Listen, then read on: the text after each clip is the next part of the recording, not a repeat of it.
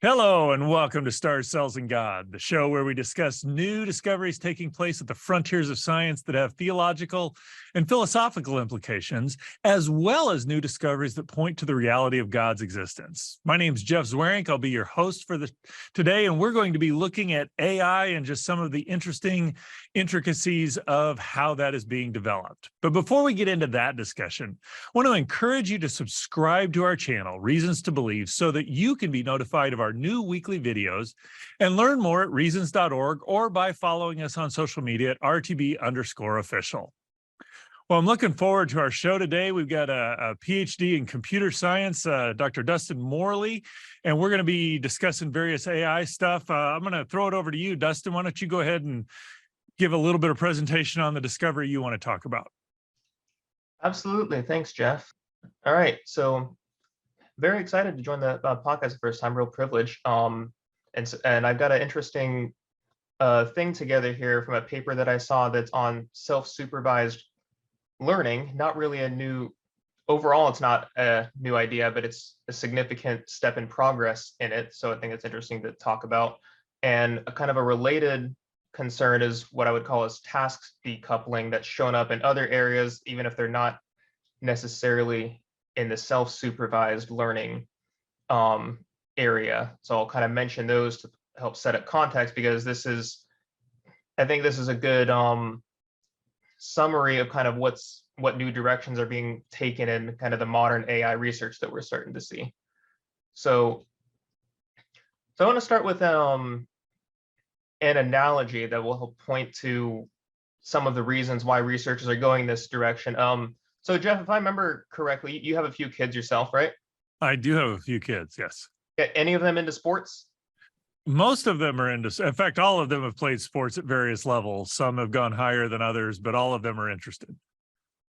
Nice. And I've got a 4-year-old myself, so it hasn't started yet, but soon I'm hoping to start him in soccer or basketball or something. But I'm sure you noticed that by the time you were ready to start your kids into sports, you weren't starting with a blank sheet of paper when you were teaching them stuff, right? They had already spent years exploring how to move their body, how to manipulate objects with their hands and feet, how to talk and communicate, of course, and everything. And so by the time they're learning a sport, they're using all of that stuff they've already learned that was not connected to the sport at all at the time they were learning it. And then it's just a matter of learning the rules of the sport and fine-tuning certain techniques of body movements that apply specifically to that sport. And so I think that's a good analogy for what unsupervised learning tries to do when AI researchers are going in that direction. You just provide a whole bunch of input to an AI system. You don't give it any exact labels of exactly what it's supposed to do with it. You just set things up in such a way that exploration of the data is encouraged. And you do keep in mind that you can always just make things more specific later, which is analogous to just like, okay, you've done all sorts of exploration and learned ways to move your body. Now we're just going to teach you the rules of basketball or the rules of soccer or football or something, even though we're not going to completely rewrite your knowledge that you've already gained of how to walk and run and get up when you fall down and all that stuff. And that's in contrast to supervised learning, where you do pretty much start with a blank sheet of paper for the AI, and you label absolutely everything that it's going to look at and tell it exactly what the right answer and the wrong answer is for each piece of data, and it learns that way. So is that a pretty clear distinction, Jeff, between supervised and unsupervised learning? Yeah, it is. And it kind of raises the question in my mind, how does an AI know what it's looking at? I assume in the unsupervised, where with the supervised, there's kind of direction and task, if you will, or a specificity about what's going on. The unsupervised is really the AI just kind of developing correlations, noticing patterns, if you will, but not for any specific purpose. Yeah, that's right. And we'll talk about the specific example in the paper that I'm going to bring forward. But yeah, all forms of unsupervised learning, you always have to provide what's called a loss function, right? Or a merit function, if you like, something that tells the network how good of a job it's doing, whether it's supervised or unsupervised. That's always true. And so those loss functions and merit functions for unsupervised learning will be generally some form of how good of a job is it doing at treating different pieces of data differently, basically. Okay.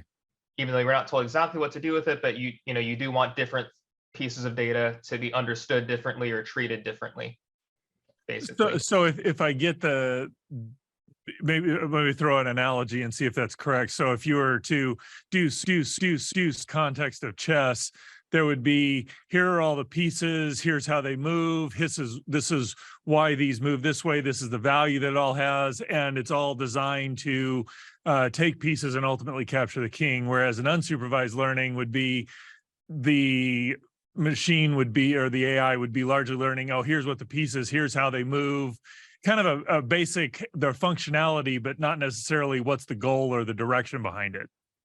Yeah, maybe if you don't tell it, give it a concept of winning in it, Yeah. but still have some of the, yeah, no, that could be.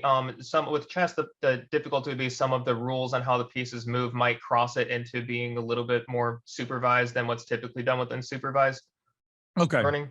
So well, we'll jump in when we see the example of what was done in this paper. I think it'll be a lot clearer. So. All right. First, I do want to talk about just task decoupling examples, even though they're not unsupervised learning, just because I think they're related. So one example that I'll mention that most people are familiar with to a certain extent is Tesla's full self-driving software. And as a good reference, anyone who's really interested in wanting to see some details on how it works, is a really great YouTube video they called it Tesla AI Day 2021. It's on YouTube. Very informative presentation there by Andrej Karpathy, who was pretty big name in AI in general, even before he was at Tesla. He's now at OpenAI. But what Tesla actually has is a huge deep learning model, but that model has defined subcomponents that each have a clear-cut role. And there is also what's called feature sharing. So like the whole first portion of that model takes in input data, has a ton of layers and parameters in it, and it provides its data to a few subsequent networks, more than one, and they're all operating on the same thing. But then they all each have their own parameters that they do own all to themselves. On top of that, they call it the Hydra, right? Because it's like there's the body of the Hydra that they all use, and then there's different heads of the Hydra that each have their own parameters. But it's not unsupervised, because they do they can train all those things at once. They can freeze one part of it and train another part, or train it some of the parts and not others. They have a lot of built-in flexibility because they've decoupled tasks like lane prediction from pedestrian detection to all the many tasks that they need to do. They've decoupled them all together or from each other. So it's just kind of the idea there, instead of treating driving as this one big idea, there's kind of a base knowledge and then a whole bunch of tasks that are all kind of operating independently, or not independently, but separately from one another. So you can, as you mentioned, do something that says, okay, let's make sure we're changing lanes at the right time, which is different than sensing whether it's raining or not. And so those tasks are related but done independently. Yeah, and the relationship, the related part comes from that all of those tasks need information gleaned from the images on their many cameras and their other sensors. Right. And so so there'll be a bunch of information sharing that is general information gleaned from those pictures that are useful to all of those tasks, but then it'll travel into a down a bottleneck, or a Hydra head as they call it, for specifically the lane detection task, and then down another bottleneck for another specific task, and so on and so forth. So they have a combination of a bunch of shared training, but then also separate stuff that's separated out by task. Right. And another example that does kind of the same thing is ChatGPT, another very well-known example, especially recently. Very similar. They have a huge backbone that's a deep language model trained on text data. There are no labels provided, but as far as I would understand supervised and unsupervised learning, this is still actually supervised learning, mathematically, because what that backbone is trained to do is, it's like given, a series of words, a sentence, or a couple sentences, and given these first few words, it wants to predict the next words that are going to come. So it is actually told exactly what it's supposed to do. Hmm. It's just that out of a matter of convenience, no one had to label it by hand because the data was self-labeled, if you Gotcha. will. Okay. But then similarly to what I described with Tesla, they then connect that huge backbone that knows how to complete sentences and just basically understands language in general. They connect that to different front end deep learning models, which might be like generating captions for images or question answering or essay writing or whatever. And those are all trained on labeled data for each specific task. But Hmm. again, they have that task decoupling that gives them the huge versatility that they got that giant backbone that they were able to train on all of the text data, and then they can keep all of the front end tasks somewhat separate from each other, but still leveraging that huge backbone of language modeling data. Gotcha. So hopefully that's helpful context, because now I want to get into the paper that I saw recently, still on archive, although I fully expect it'll probably show up in a conference or journal at some point. So the paper is Blockwise Self-Supervised Learning at Scale.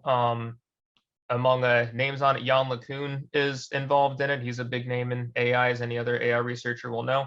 And what this group did, to me, they're pushing the envelope on applying truly unsupervised learning. And basically what they did was they demonstrated some success by first training a deep neural network, just a deep AI model, on the ImageNet dataset, which that's just a huge data set of images. That's the data set that was used throughout kind of the initial deep learning explosion in 2012, 2013, when suddenly deep neural networks became it became clear that they could do as well as they could Mhm.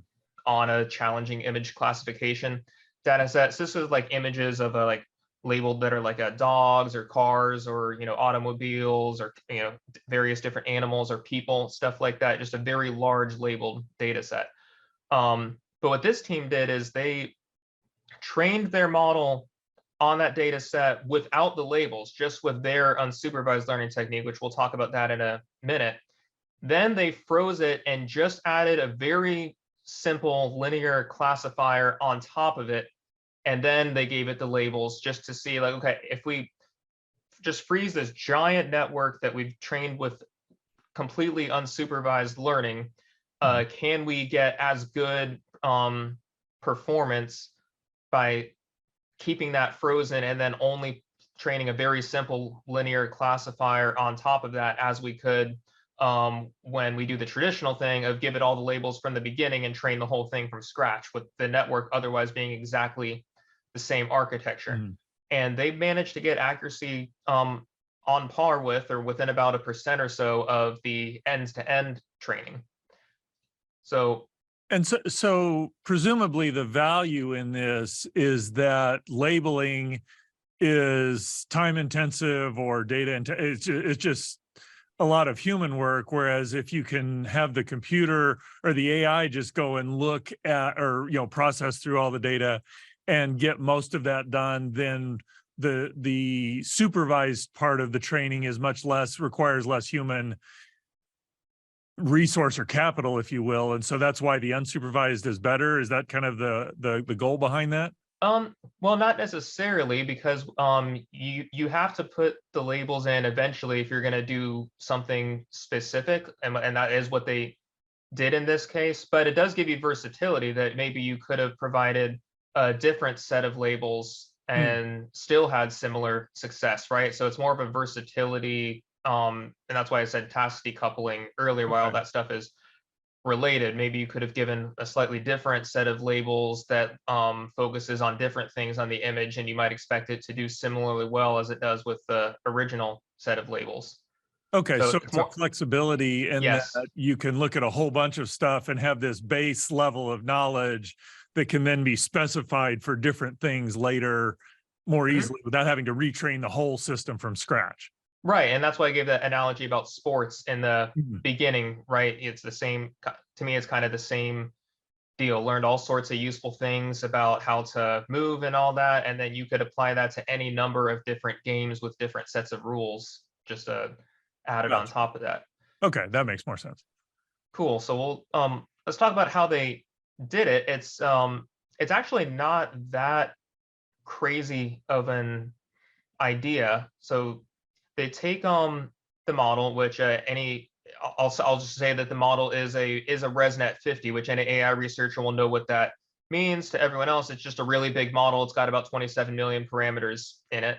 And they split that model into 4 blocks, and they tried it different ways. They're training each of those 4 blocks separately, either at the same time or sequentially, where they'll train one and then freeze it, and then train the next one and freeze it, and so on and so forth.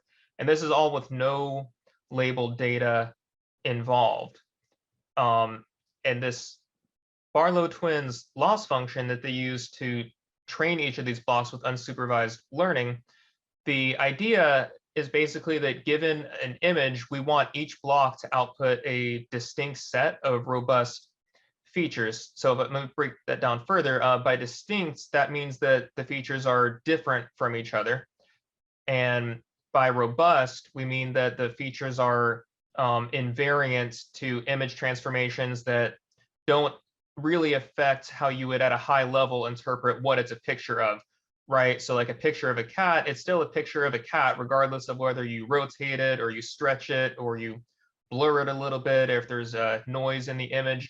You want what the network is extracting at this point to be robust to all of that kind of stuff. And so if it has a feature that measures catness, or how much something looks like a face, you want that measure to be more or less unchanged by just the image being a bit blurrier or rotated or scaled a little bit differently.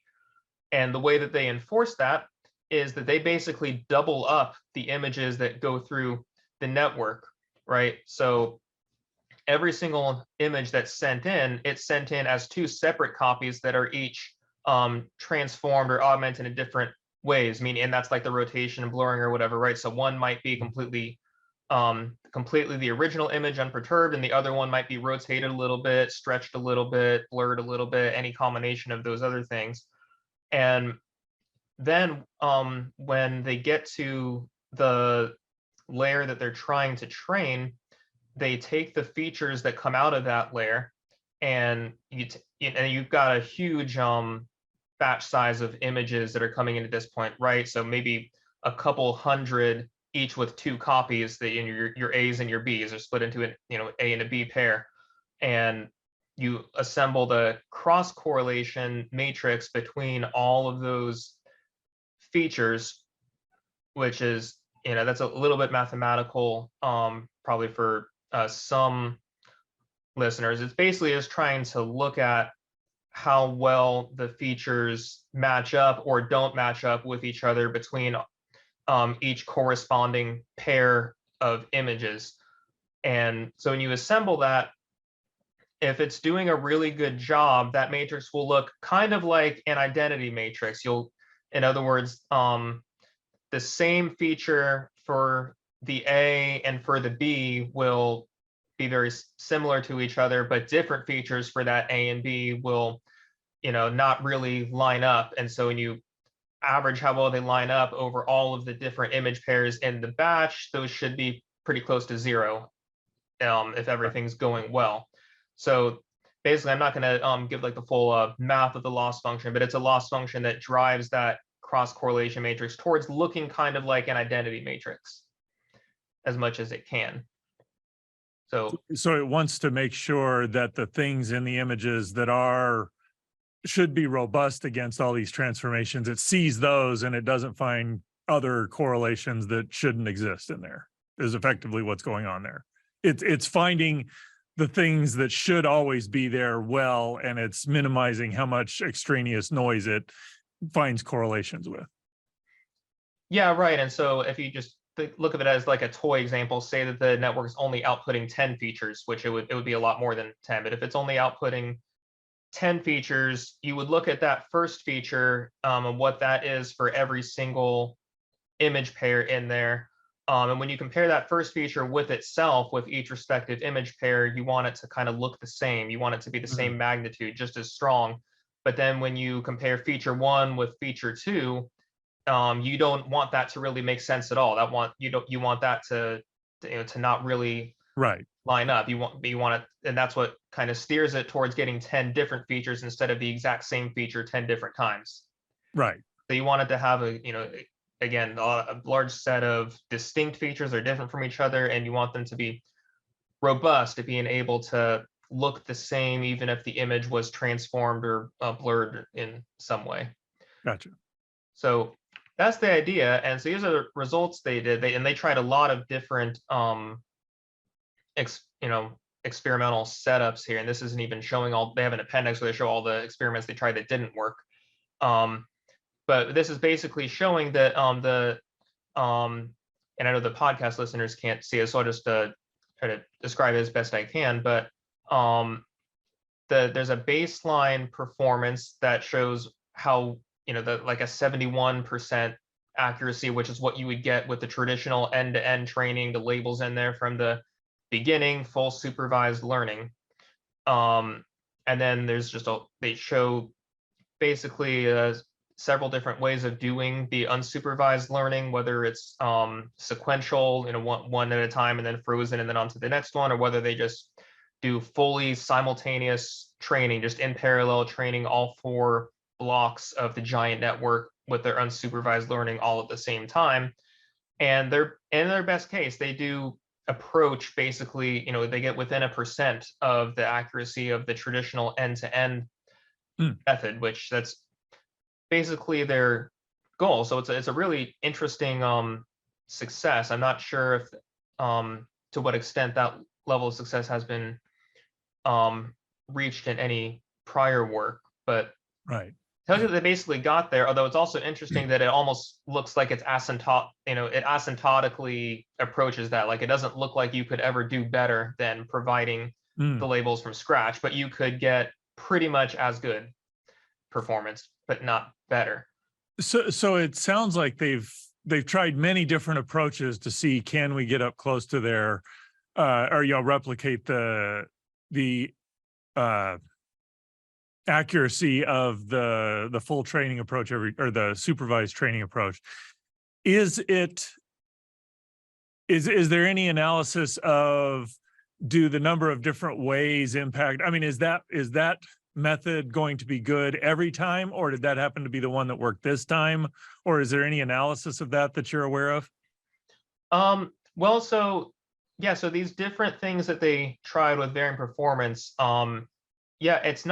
it's not random, right? So they generally saw that the simultaneously training all the blocks did much better than training one block at a time and freezing the ones that are already trained. So they pretty clearly observed that trend.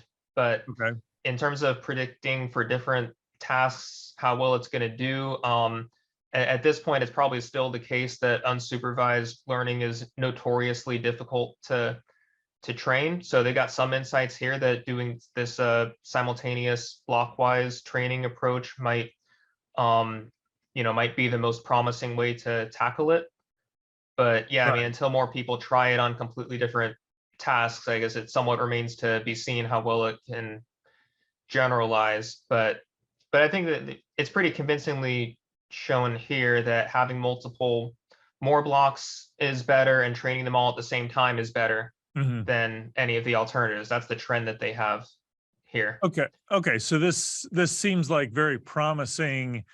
I don't want to say introductory, but the first time we're using unsupervised learning, they've been able to approach the efficiency or the accuracy of the supervised learning, but it still needs to be verified how robust this is across different tasks or something. But it's very promising, and that it looks like we've got this other way of doing it that doesn't require training the whole model with all the labeled data from scratch.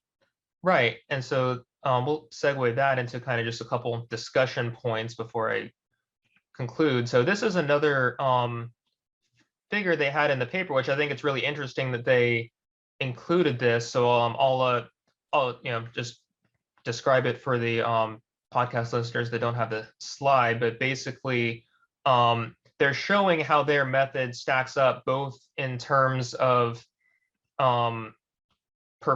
demonstrated performance on a large data set, but then they've got this arrow going across the figure highlighting what they call biological plausibility, which as far as I can tell is subjective, but I think it's probably more or less right the way they ranked it, but it's clearly trying to make the point that they've, what they did in this paper is, kind of in the sweet spot of one of the most biologically plausible learning methods, meaning that, they would say that it's plausible that the human brain might be doing something very similar to this, while also having a large scale data set performance.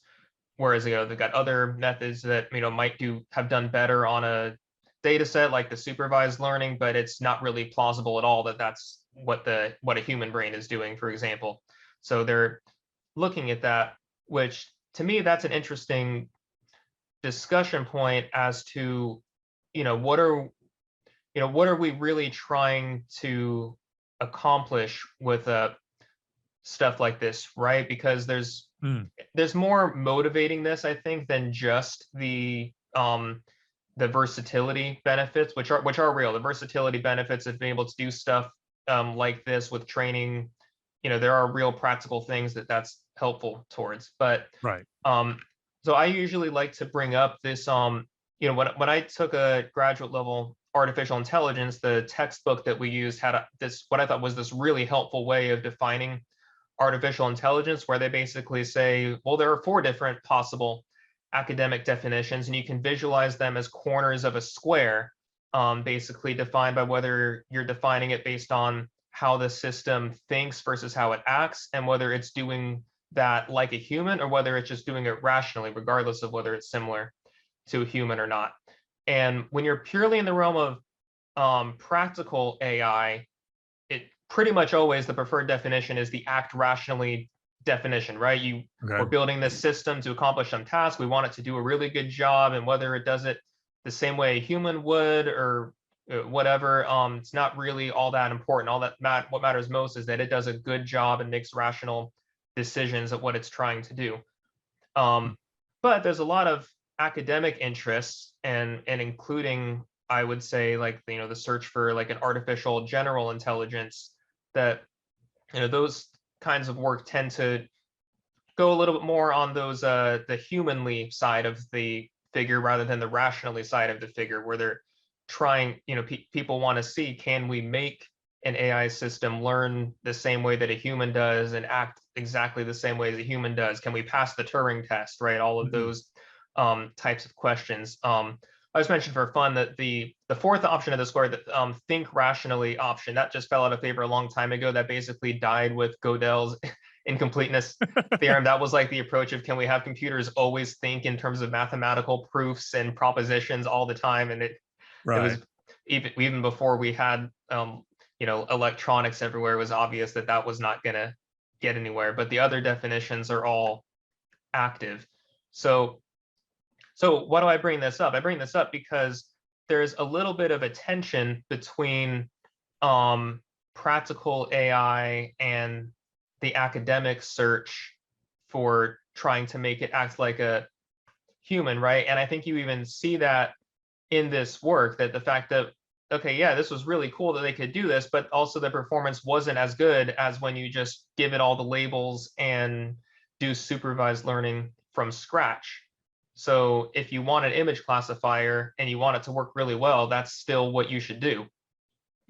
Right? So there's a little bit of a tension there.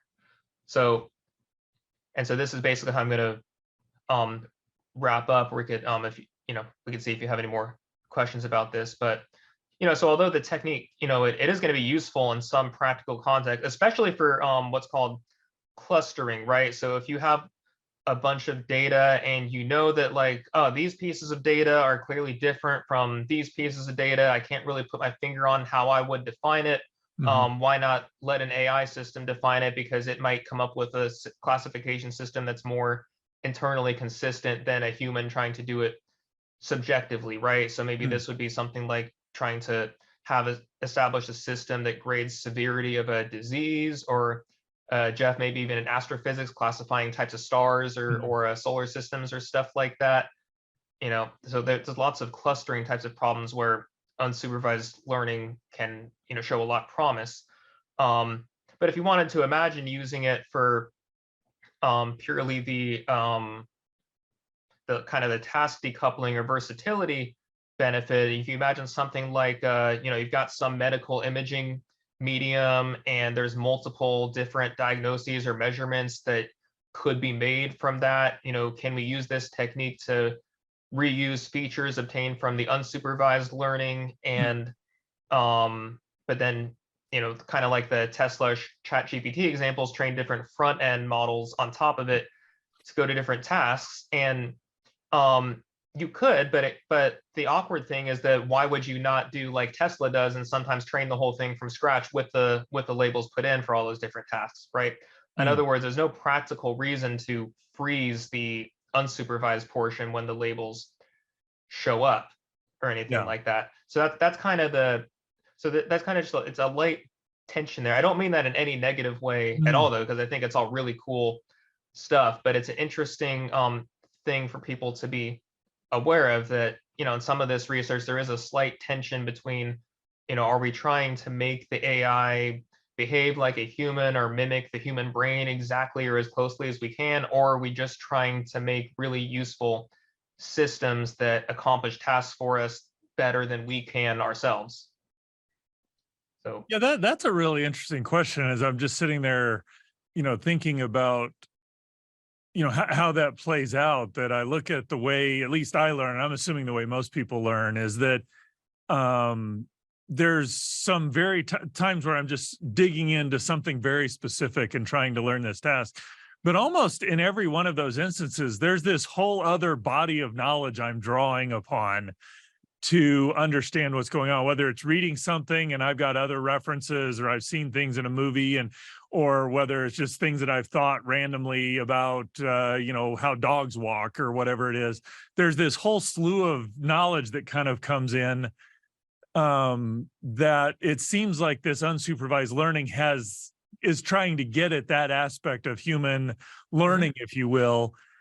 I find it interesting, your comment that seemed to asymptotically approach the supervised learning, which is interesting. I'm not sure what the implications of that. And I guess I'll ask, throw that question to you. What do you think the implications of that are?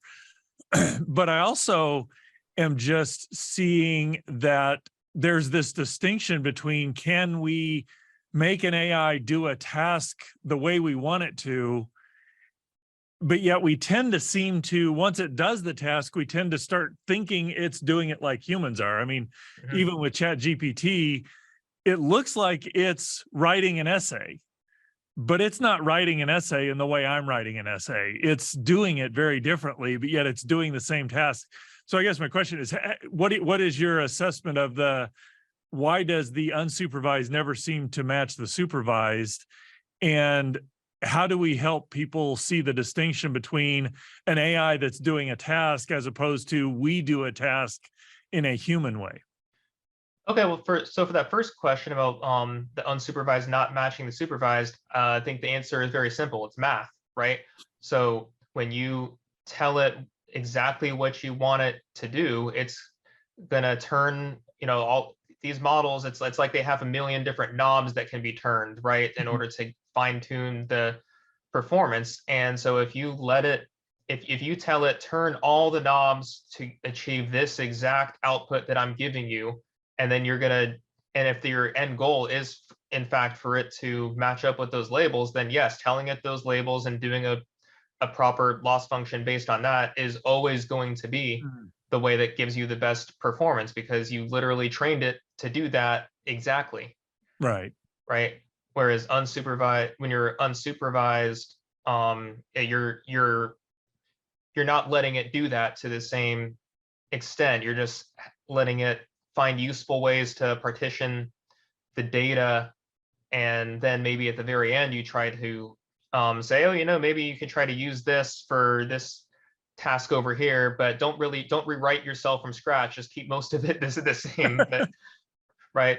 But now I do think that if you just didn't freeze the unsupervised portion, then it would do just as well as when you do the labels from scratch, right? As long as you don't freeze it when you introduce the labels, then it should be able to get there. But then on the flip side, there's there's not that much reason to do that. You might save yourself a little bit of training time, but it's going to a certain extent undo what it did during all the time you spent letting it do the unsupervised learning, because it's going to start to turn all of those knobs in order to best meet the labels instead. So it kind of makes the unsupervised learning extraneous if you just retrain on the labeled data, if you will, or with the supervised, with a directed task, if you will. Yeah, right. Your best case is that it's maybe saves you a lot of time if you just you did the unsupervised learning one time, like on some imaging medium, and you just always use that as your initialization for a network, so you don't have to start from scratch. And then maybe the training time is a lot less. Maybe instead of taking a week to train something, it only takes a day or something like that. If it's starting from that point that's already got a lot of useful stuff being output from the network. But yeah, to a certain extent, it will turn all those knobs specifically to match the labels instead. It'll, if you don't explicitly prevent it from doing that. Right. I don't know, this may be an unfair question, but does that have implications for how we go about learning ourselves? So, I'm just thinking in terms of if we could hone our educational system so that it teaches to do this specific task, or get to college, or get this kind of degree, we might be, I could see a scenario where if we're not careful, we could tune for an outcome that may not be as general as we need it if we're not careful. Do you get the nature of the question there? Yeah, no, I do. And I think, I generally hear from educators or people who have a very high view of education that they have a high priority on education being more general, and having people learn how to think critically and everything, and not so much just full-blown industrial answer this question exactly this way, or learn how to do this task. And and maybe that's a helpful way to think about how AI would best be integrated into society, right? Because we have AI systems now that can master whenever we have a direct labeling of like, yep, this is the input, this is the output. We'll set up an AI system to do that, and continue to educate people to have the critical thinking skills to manage those AI systems and make sure they're basically behaving in the way that we expect them to, right? That's almost like a bifurcation there to me of like, this is what AI would be really good at, and this is what type of tasks are best left to humans, right? You can take it that way too. And so in some sense, that's kind of like using a calculator. It's not that humans can't figure out how to do X, Y, or Z, but we know 2 times whatever is that. We just, if we can free that or if we can do that calculation quickly so that we can move on to something else that may be more important, or that an AI couldn't do, we could use the AIs to free up human minds to do other things. Yeah, right. Let the machines multiply 7-digit numbers for us. Right. Well, very good. That is pretty fascinating. Any final thoughts, or is there any closing comments on that? I found this very interesting, your discussion today. No, I think it pretty much covered everything. Real interested to hear what discovery you're going to bring up. Well, very good. Kind of to set the stage a little bit, you're talking about these AIs that are, and I don't want to say task oriented, but more in that artificial narrow intelligence category of how do we drive a car? How do we do that? The discovery I'm talking about it's a paper presented at a conference on artificial intelligence about the off switch game. And this is in the context not of narrow intelligence, but where we start getting AIs that are better at thinking, or have general intelligence and an intelligence beyond what we have, at least in some capacity. And so the kind of dates back to a comment that Alan Turing made, I think it was back in the 50s, or I think it was 1951 in a radio address. It says, if a machine can think, it might think more intelligently than we do, and then where should we be? Even if we could keep the machines in a subservient position, for instance, by turning off the power at strategic moments, we should as a species feel greatly humbled. This new danger is certainly something which can give us anxiety. And so they're exploring that idea of, could we keep them in a subservient position by turning them on and off? And so the question was posed in this paper that people have been thinking about: can we build a machine that may be more rational or think faster, better, stronger than us, but still have an on-off switch that the AI would not disable so that we could actually still use it? And they were just kind of exploring that realm of, given that it can think rationally, does it have any incentive to keep the off switch enabled so that we can turn it on and off? And so they're looking for what scenarios where is there an incentive for that agent, the robot, to not switch the on, or to not disable the on off switch.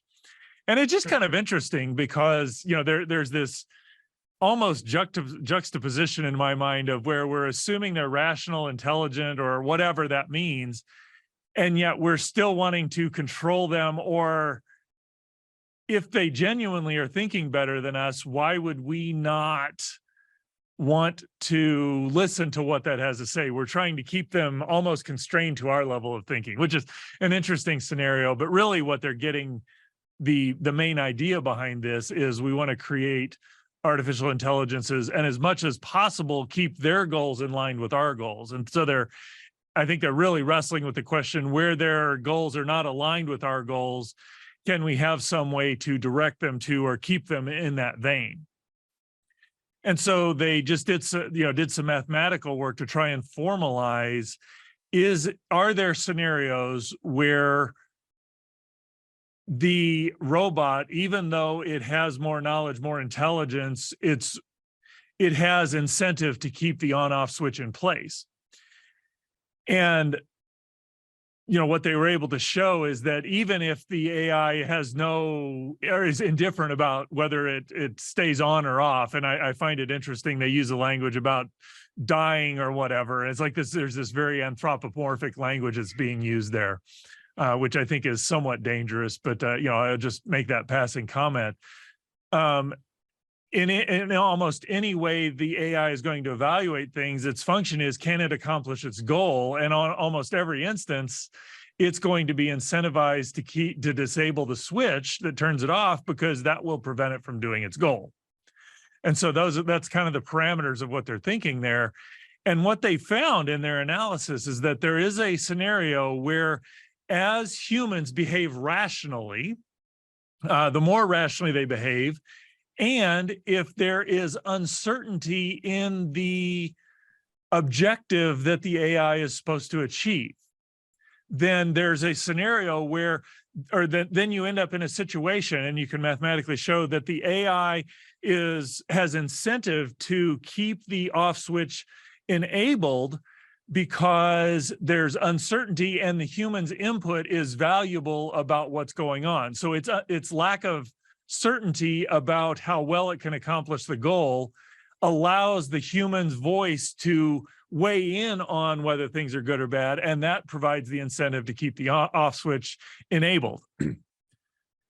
But they also, so that was the robust conclusion they came to.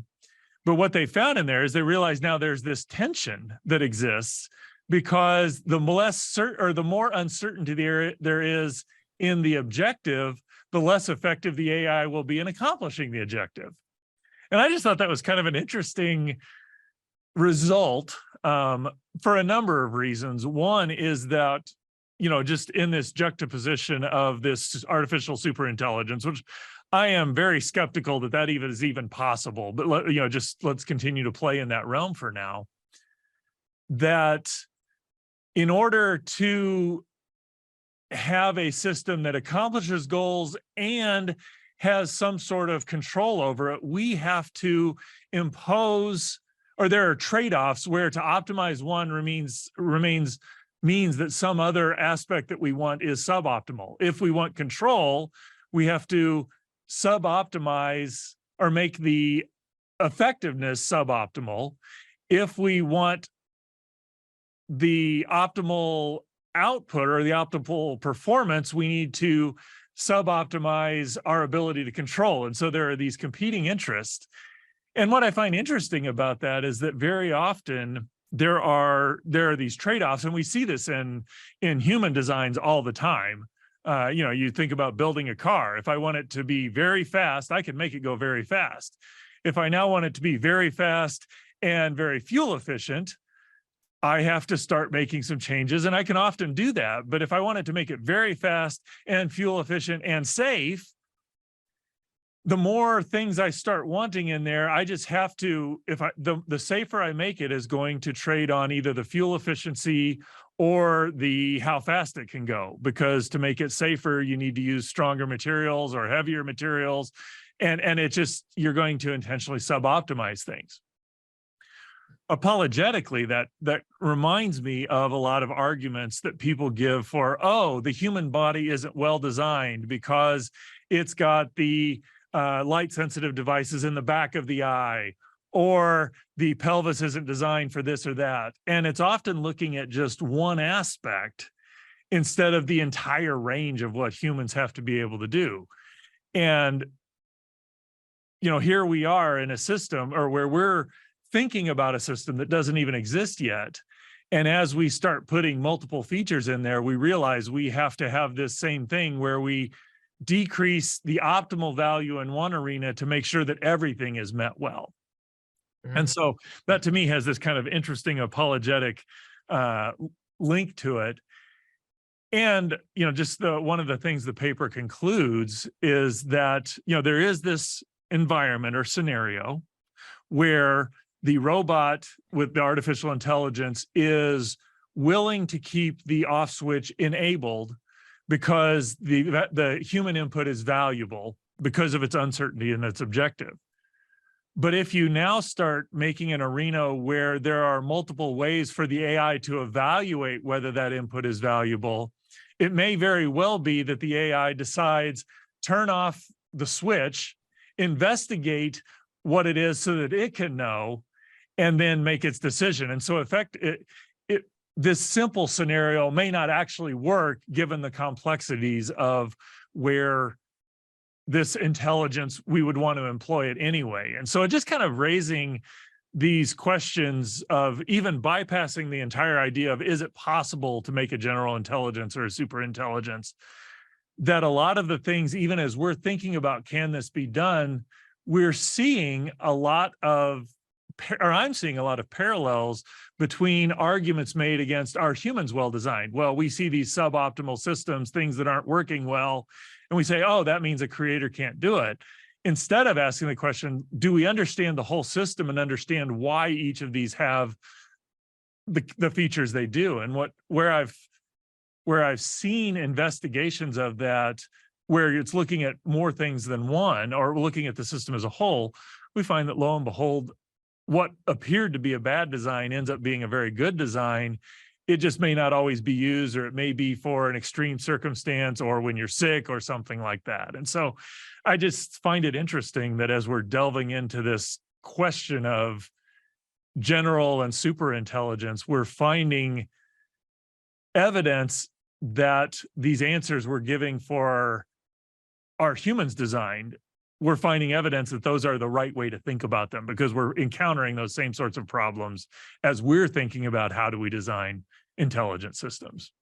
Yeah, I've definitely been bit by unknown trade-offs many times as a software engineer. Right? Oh, what's that doing there? Let me rip that out. Oh, that's why that was there. Okay. And yes, trade-offs are everywhere. It's unavoidable. But well, it's good that you find it early rather than, oh, I can take that out, and 3 years later I'm like, oh, that's what it was, and I'd forgotten about it. Well, sometimes that's happened too, but yeah. Yeah. So my question right off the bat though with that interesting paper though is it's not clear to me why it's assumed that the AI would even know that the off switch exists, right? Like certainly if any way you can imagine a robot working now with current technology. Obviously, if you go hundreds of years into the future, things will just look completely different, and then who knows? But Mhm. it'll be a software program running in an operating system, right?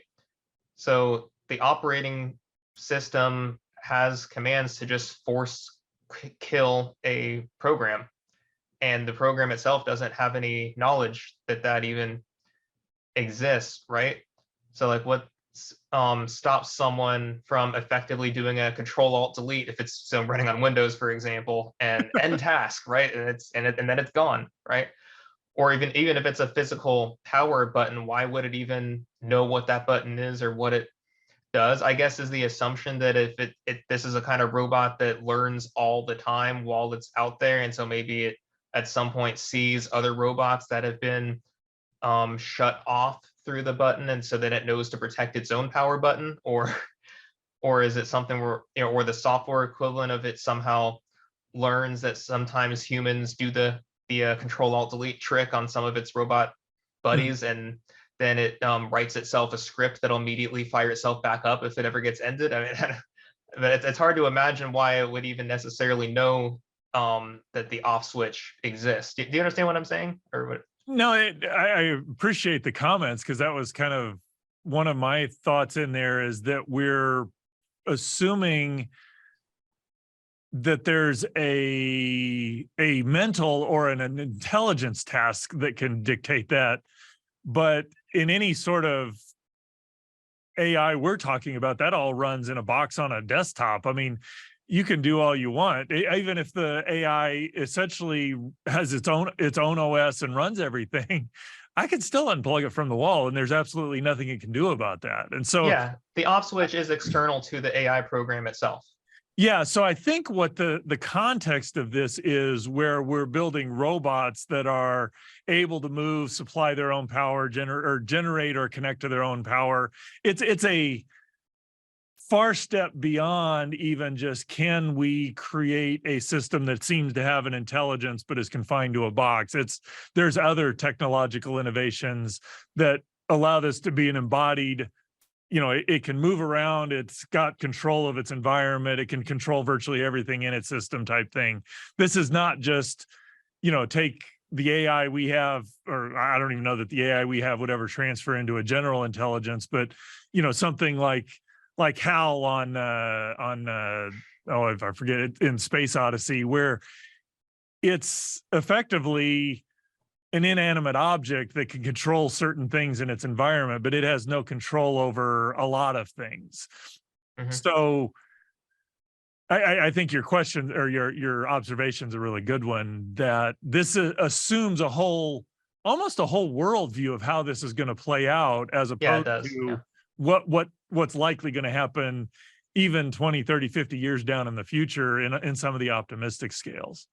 And even then, we could probably always design in an off switch that is external to the AI system, such that it doesn't know anything about it. So just to set anybody as a fears at ease as whether this might happen anytime soon. So, Yeah, but yeah, that's and a good apart point. from that, the uncertainty question is a good one too, because that has long been an area of study, just for even apart from that off switch question. But uncertainty has long been a question in the field of AI and machine learning. That uncertainty can be good sometimes, but figuring out how to harness it correctly is just Mm, really difficult, and it intersects with some problems that show up with how humans tend to use systems as well, right? Because when humans get used to an AI system just working, they want it to work all the time. They don't want it to, fail 1%. When that 1% mhm. of the time fails, like if it's a doctor using a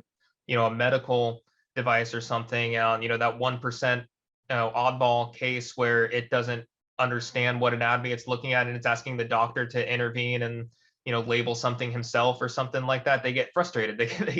Yeah, They don't like it, and sometimes they even like have, to a certain extent, they even forget how to do it the old fashioned way when right. they go so long in between having to do it. So that's a whole nother tension between human AI interactions, and Mm, the concept of AI having uncertainty plays into that as well, because if you really wanted to have everything be as safe as possible, you want a transparent level of uncertainty in the AI, and having its, whenever it's making a prediction of something, have its confidence level, transparently out there. And ideally, the humans that are in the room are paying attention to that and going, oh, wait a minute, hey, the AI is only 51% confident in this one. It's usually 95+% confident. Maybe we should be careful in this case, Right. but there's a human nature problem there where we tend to not really want to do that, right? We tend to just want to say like, yeah, if it's letting me through, then it's probably fine,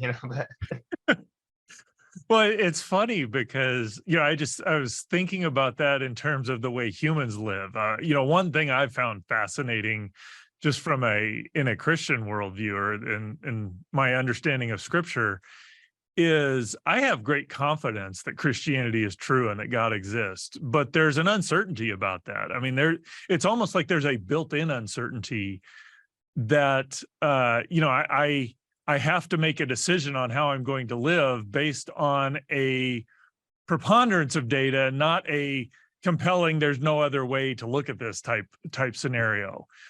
And I look at that in terms of, just how I interact with my kids. I mean, you were talking about teaching sports and stuff, but I have noticed, especially as my kids are younger, they don't need dad to have a lot of uncertainty. They need to be confident that they can rely on dad. Now, I need to make sure that as they grow up, they recognize I'm not as omnipotent or omniscient as they thought I was. But, there's a time where, how confident, or we derive our ability to function from other people being sure of what's going on. And so there is this odd scenario where I think you're right. We need to have the AI be very transparent in what it's doing. And at the same time, we as humans intuitively know how to project confidence when we need confidence, how to express reservations when it's appropriate. There's this almost bifurcation of how we need the AI to behave and yet how we have to behave as humans. Yeah, right. I mean, humans aren't always doing a very good job of transparency, even aside from AI, let alone with AI in the mix, right? But it's all connected, I believe, to just different effects of our sin nature and everything. That it's just that's one of those natural negative tendencies that we tend to have, wanting to project false confidence all the time in all these different areas. Do you think it is possible? I mean, let's assume that you get some sort of general intelligence. Again, I don't even know what exactly that's entailed, but let's assume that. Is there any reason to think that that general level of intelligence won't come with that commensurate projecting more confidence than is there, because that's going to maximize the utility function? Is there any reason to think that the AI would be as transparent as we expect it to be, or as we need it to be?